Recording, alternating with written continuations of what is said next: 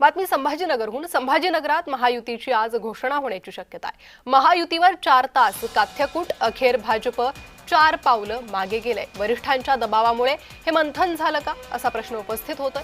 मात्र भाजप शिंदे सेनेत दोन दिवसांपासून संपर्क नाहीये अशी ही माहिती समोर येते। अधिक माहिती या संदर्भात घेणार आहोत आमचे प्रतिनिधी विजय चिडे यांच्याकडून। विजय, आपण पाहिलं तर बैठका झाल्या संभाजीनगरात, मात्र युतीबद्दल काही निर्णय होत नव्हता। जागा वाटपाच्या संदर्भात चर्चा रखडलेली होती, मात्र आता ही चर्चा पूर्ण झालेली आहे अशी माहिती समोर येते। काय अधिक माहिती आहे? नक्कीच पर्यंत जर पाहिलं तर छत्रपती संभाजीनगर महानगरपालिकेच्या अनुषंगाने पाहिलं तर शिवसेना आणि भाजपाची युती व्हायच्या संदर्भात आता शिवसेना आणि भाजपाच्या तब्बल 4 बैठका ज्या आहेत त्या संपन्न देखील झाल्या होत्या। मात्र 4ही बैठका ज्या आहेत त्या निष्फळ ठरल्या गेलेल्या आहेत। यामध्ये युतीचा तोडगा जो आहे तो निघाला नाही। परंतु आता काल अतुल सावे यांची पुन्हा भाजपाची कोर कमिटी जी आहे त्यांची बैठक संपन्न झाली आणि या बैठकीमध्ये शिवसेनाला किती जागा द्यायच्या, भाजपला किती जागा लढवायच्या या संदर्भात त्यांची चर्चा देखील झालेली आहे। त्यामुळे आता भाजप एक पाऊल कुठेतरी मागे घेत असल्याचं देखील अतुल सावे यांनी बोलून दाखवल्याचं पाहायला मिळालं होतं।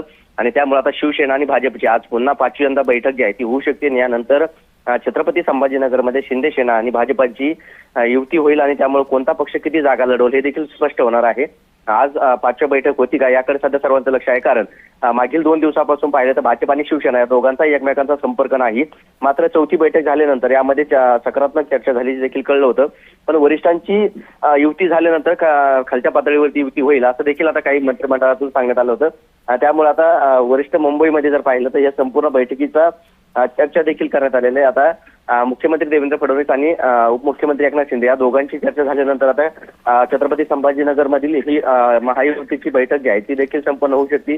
त्यानंतर छत्रपती संभाजीनगरमध्ये भाजप आणि शिवसेना दोघं एकत्र निवडणूक लढवण्याची घोषणा जी आहे ती देखील आज करण्याची शक्यता वर्तवली जाते। त्याच अनुषंगाने आज ही बैठक होती का याकडे सध्या सर्वांचं लक्ष आहे। जी विजय, या संदर्भात माहिती घेत राहू तुमच्याकडून। तुर्तास धन्यवाद या सविस्तर माहितीसाठी।